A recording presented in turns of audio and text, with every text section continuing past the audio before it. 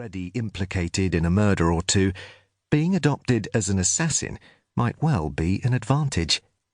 After all, if I was put in a difficult situation, I reasoned, I could always run away. And in the meantime, I was being offered a fresh suit of clothes every year, a good income, and a house in a fashionable part of London. There were significant advantages. However, there was also one disadvantage. While the money and house were appealing, there was always the risk that others might get to hear of my new career. The profession of assassin has its detractors, after all, especially among those who choose to deplore my function. Those, say, who feel I might have made an attempt on their life, or believe I might at any moment be persuaded to do so, or those who believed I had been paid to remove a relative, or others who believed I had been instructed to remove a relative and I had not complied. There were several wives who would have appreciated a new husband, for example.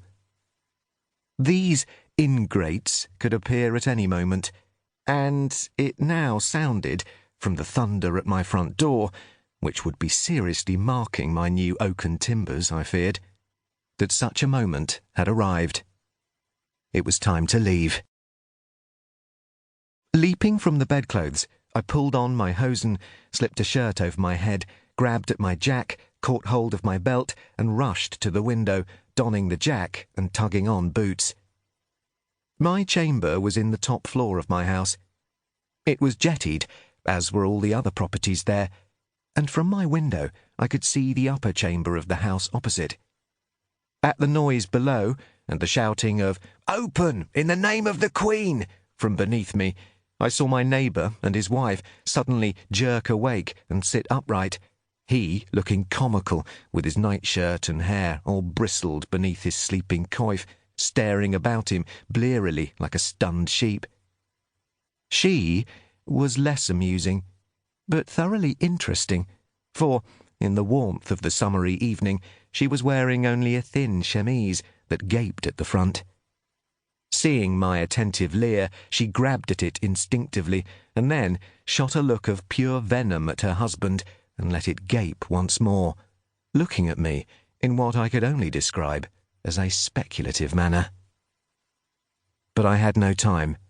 I smiled and saluted them, tying up the points attaching my hosen to my jack, before grabbing my wheel-lock pistol, a bag of balls, and flask of powder, slipping their straps over my head, pulling on my baldric, thrusting the pistol's long barrel into my belt, and then carefully pulling on my hat.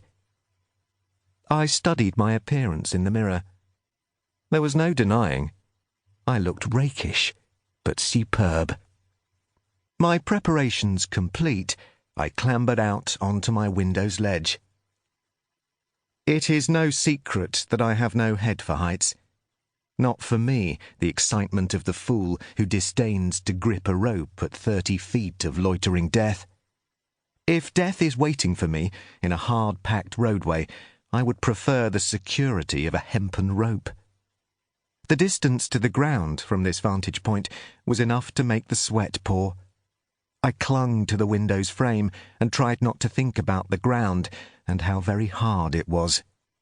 Visions of my body, broken and bloody, flooded my mind, and it was a cautious and thoughtful Jack who reached up over the roof of the jettied chamber to the rope hanging overhead. Rope? Well, yes. From the moment I had taken on my new position under the instruction of Master John Blunt, I had determined that I would ensure that, no matter what, I would always have an escape route planned. Last year, a loose tile from my roof had slid down and almost struck a woman in the street. It was deeply irritating, since she had struck up such a fuss that I had felt bound to pay her to silence her howls, and, at the same time, I knew that losing such a tile must mean I had a leak in the roof. So I instructed a fellow to come and replace it. Apart from anything else, I didn't want to have to open my door to another complaining harpy like her. I had thought she would scratch my eyes out, so demented did she appear. It had not even struck her. Thus,